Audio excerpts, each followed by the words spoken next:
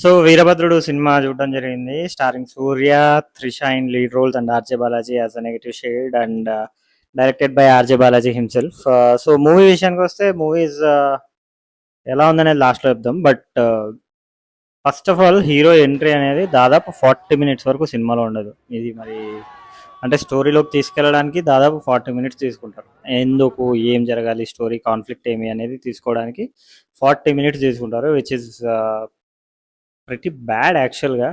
But bore కొట్టలేదు కానీ 40 minutes. కానీ హీరో ఎంట్రీ లేదనేది కొంచెం డిసప్పాయింటింగ్ గానే ఉంటుంది, ఎప్పుడు వస్తాడని.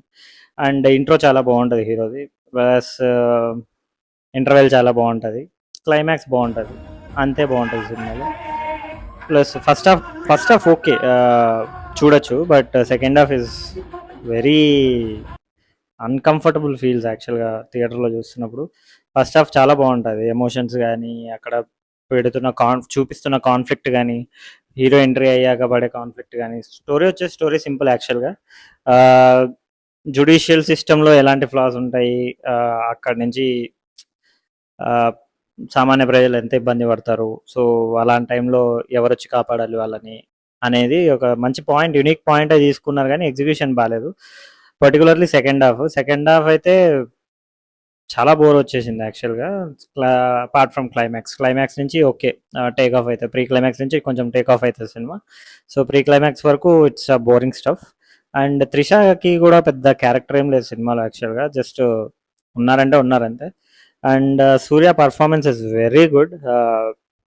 ఆయన ఏ రోల్ ఇచ్చినా he'll be nailing it. So as usual he's very good at it. And RJ Balaji also very good. ఆయన ఈ సోషల్ సెటైర్స్ బాగుంటాయి యాక్చువల్గా. మనం చూసిన మూకుత్తి అమ్మన్ సినిమా కూడా ఆయన ఇలాంటి కాన్సెప్టే తీసుకున్నారు.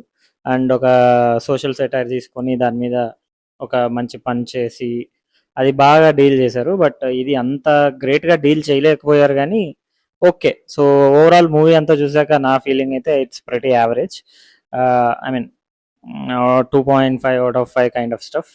So for Surya acting and for some good elevation scenes and for some good action blocks, Veerabhadrudu is watchable. So do watch it in nearby theaters. Signing off. Thank you.